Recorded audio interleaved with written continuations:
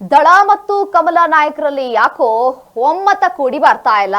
ಯಾಕೆ ಒಮ್ಮತ ಕೂಡಿ ಬರ್ತಾ ಇಲ್ಲ? ಅಲ್ಲಿ ನಡೆದಿರೋದಾದ್ರೂ ಏನು?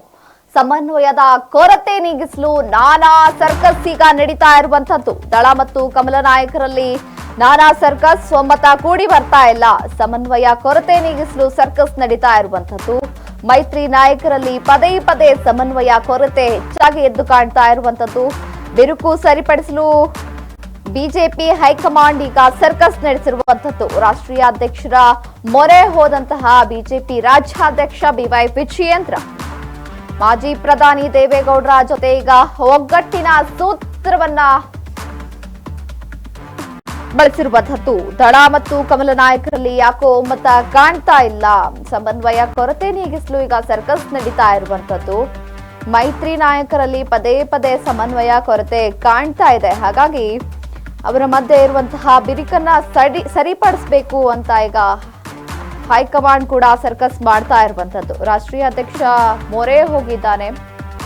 ಈಗ ರಾಜ್ಯಾಧ್ಯಕ್ಷ ಆಗಿರುವಂತಹ ಬಿವೈ ವಿಜಯೇಂದ್ರ ಅವರು ಎಚ್.ಡಿ. ದೇವೇಗೌಡರ ಅವರನ್ನ ಭೇಟಿ ಮಾಡಿರುವಂತದ್ದು. ಮಾಜಿ ಪ್ರಧಾನಿ ದೇವೇಗೌಡರ ಜೊತೆ ಒಗ್ಗಟ್ಟಿನ ಸೂತ್ರವನ್ನ ಬೆಳೆಸಿದ್ದಾರೆ ಈಗ ಬಿವೈ ವಿಜಯೇಂದ್ರ. ನಿನ್ನೆ ಎಚ್.ಡಿ. ದೇವೇಗೌಡರ ಅವರನ್ನ ಭೇಟಿ ಮಾಡಿದ್ದಾರೆ ಬಿವೈ ವಿಜಯೇಂದ್ರ. ವಿಶ್ವಾಸಕ್ಕೆ ತೆಗೆದುಕೊಳ್ಳುವಂತೆ ವಿಜಯೇಂದ್ರ ಸೂಚನೆ. ಹೈಕಮಾಂಡ್ ಸೂಚನೆ ಬೆನ್ನಲ್ಲೇ ಅಖಾಡಕ್ಕಿಳಿದ ಬಿವೈ ವಿಜಯೇಂದ್ರ. ಅಸಮಾಧಾನ ಹಿನ್ನೆಲೆ ಸರಿಪಡಿಸಿಕೊಳ್ಳುವಂತೆ ಈಗ ಅಲ್ಲಿ ಹೇಳಲಾಗಿದೆ. ಜಿಎಸ್ಟಿಗೆ ಮೋದಿ ಶ್ಲಾಘಿಸಿದ್ದಾರೆ ಎಂಬ ನೆಪದಲ್ಲಿ ಎಚ್.ಡಿ. ದೇವೇಗೌಡರ ಅವರನ್ನ ಈಗ ಭೇಟಿ ಮಾಡಿರುವಂತದ್ದು. ನೆಪ ಮಾಡಿಕೊಂಡು ಬಿವೈ ವಿಜಯೇಂದ್ರ ಅವರು ಈಗ ಅವರನ್ನ ಭೇಟಿ ಮಾಡಿರುವಂತದ್ದು. ಕೆಲ ದಿನಗಳ ಹಿಂದೆ ಬಿಜೆಪಿ ಹೈಕಮಾಂಡ್ಗೆ ರಿಪೋರ್ಟ್ ಅನ್ನ ಮಾಡಿತ್ತು. ಮೋದಿಗೆ ರಾಜ್ಯ ನಾಯಕರ ಬಗ್ಗೆ ಕುಮಾರಸ್ವಾಮಿ ಅವರು ಮಾಹಿತಿಯನ್ನ ನೀಡಿದ್ರು. ಅಧಿವೇಶನದಲ್ಲಿ ಮೈತ್ರಿ ನಾಯಕರು ಮೂಡದ ಒಮ್ಮತ ಈಗ ಯಾಕೋ ಸರಿ ಹೋಗ್ತಾ ಇಲ್ಲ ಅಂತ ಅವರೊಂದಿಗೆ ಚರ್ಚೆ ಆಗಿರುವಂತದ್ದು. ಯಾವುದಕ್ಕೂ ನಮ್ಮನ್ನ ಪರಿಗಣಿಸ್ತಾ ಇಲ್ಲ ಅಂತ ದೂರನ್ನ ನೀಡಿರುವಂತದ್ದು. ನಿನ್ನೆ ಎಚ್.ಡಿ. ದೇವೇಗೌಡ ಅವರನ್ನ ಭೇಟಿ ಮಾಡಿದ ಬಿವೈ ವಿಜಯೇಂದ್ರ ವಿಶ್ವಾಸಕ್ಕೆ ತೆಗೆದುಕೊಳ್ಳುವಂತೆ ವಿಜಯೇಂದ್ರಗೆ ಸೂಚನೆ. ಹೈಕಮಾಂಡ್ ಸೂಚನೆ ಬೆನ್ನಲ್ಲೇ ಅಖಾಡಕ್ಕಿಳಿದ ಬಿವಿವೈ. ಈಗ ವಿಜಯೇಂದ್ರ ಅವರು ಮಾತನಾಡಿರುವಂತದ್ದು. ಬನ್ನಿ ಅವ್ರು ಏನ್ ಮಾತನಾಡಿದ್ದಾರೆ ಕೇಳ್ಕೊಂಡು ಬರೋಣ.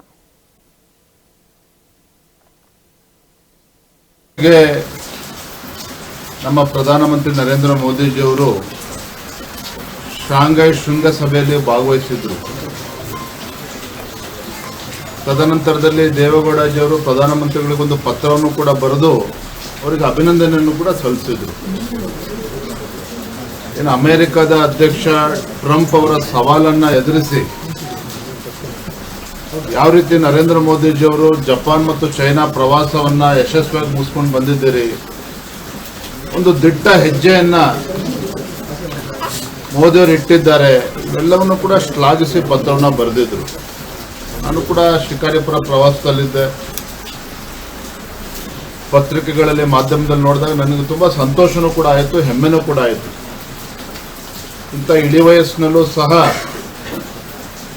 ಮಾಜಿ ಪ್ರಧಾನಮಂತ್ರಿ ದೇವೇಗೌಡರು ಅವರ ದೇಶದ ಬಗ್ಗೆ ಇಟ್ಟಿರ್ತಕ್ಕಂಥ ಒಂದು ಕಾಳಜಿ, ನರೇಂದ್ರ ಮೋದಿಜಿ ಅವರ ನಾಯಕತ್ವದ ಬಗ್ಗೆ ಅವರು ಇಟ್ಟಿರ್ತಕ್ಕಂಥ ಒಂದು ವಿಶ್ವಾಸ, ಇವೆಲ್ಲವೂ ಸಹ ಯುವ ರಾಜಕಾರಣಿಗಳಿಗೆ, ನಮ್ಮಂಥವರಿಗೆ ಎಲ್ಲರಿಗೂ ಕೂಡ ಒಂದು ರೀತಿ ಮಾದರಿ. ಇನ್ನು ಇತ್ತೀಚೆಗೆ ನಮ್ಮ ಪ್ರಧಾನಮಂತ್ರಿ ನರೇಂದ್ರ ಮೋದಿಜಿಯವರು ಶಾಂಘೈ ಶೃಂಗಸಭೆಯಲ್ಲಿ ಭಾಗವಹಿಸಿದ್ರು.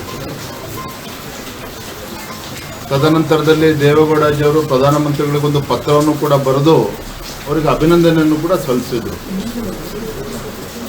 ಇನ್ನು ಅಮೆರಿಕದ ಅಧ್ಯಕ್ಷ ಟ್ರಂಪ್ ಅವರ ಸವಾಲನ್ನ ಎದುರಿಸಿ ಯಾವ ರೀತಿ ನರೇಂದ್ರ ಮೋದಿಜಿಯವರು ಜಪಾನ್ ಮತ್ತು ಚೈನಾ ಪ್ರವಾಸವನ್ನ ಯಶಸ್ವಿಯಾಗಿ ಮುಗಿಸ್ಕೊಂಡು ಬಂದಿದ್ದೀರಿ, ಒಂದು ದಿಟ್ಟ ಹೆಜ್ಜೆಯನ್ನ ಮೋದಿಯವರು ಇಟ್ಟಿದ್ದಾರೆ, ಇವೆಲ್ಲವನ್ನು ಕೂಡ ಶ್ಲಾಘಿಸಿ ಪತ್ರವನ್ನ ಬರೆದಿದ್ರು. ನಾನು ಕೂಡ ಶಿಕಾರಿಪುರ ಪ್ರವಾಸದಲ್ಲಿದ್ದೆ. ಪತ್ರಿಕೆಗಳಲ್ಲಿ ಮಾಧ್ಯಮದಲ್ಲಿ ನೋಡಿದಾಗ ನನಗೆ ತುಂಬಾ ಸಂತೋಷನೂ ಕೂಡ ಆಯಿತು, ಹೆಮ್ಮೆನೂ ಕೂಡ ಆಯಿತು. ಇಂಥ ಇಳಿ ವಯಸ್ಸಿನಲ್ಲೂ ಸಹ ಮಾಜಿ ಪ್ರಧಾನಮಂತ್ರಿ ದೇವೇಗೌಡರು ಅವರ ದೇಶದ ಬಗ್ಗೆ ಇಟ್ಟಿರ್ತಕ್ಕಂಥ ಒಂದು ಕಾಳಜಿ, ನರೇಂದ್ರ ಮೋದಿಜಿಯವರ ನಾಯಕತ್ವದ ಬಗ್ಗೆ ಅವರು ಇಟ್ಟಿರ್ತಕ್ಕಂಥ ಒಂದು ವಿಶ್ವಾಸ, ಇವೆಲ್ಲವೂ ಸಹ ಯುವ ರಾಜಕಾರಣಿಗಳಿಗೆ, ನಮ್ಮಂಥವರಿಗೆ ಎಲ್ಲರಿಗೂ ಕೂಡ ಒಂದು ರೀತಿ ಮಾದರಿ.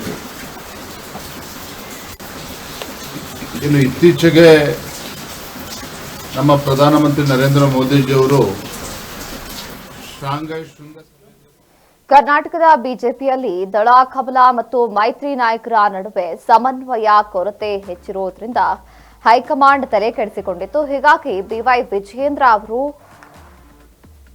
ಎಚ್ ಡಿ ದೇವೇಗೌಡ ಅವರನ್ನ ಭೇಟಿ ಮಾಡಿ ಮಾತುಕತೆಯನ್ನ ನಡೆಸಿರುವಂಥದ್ದು.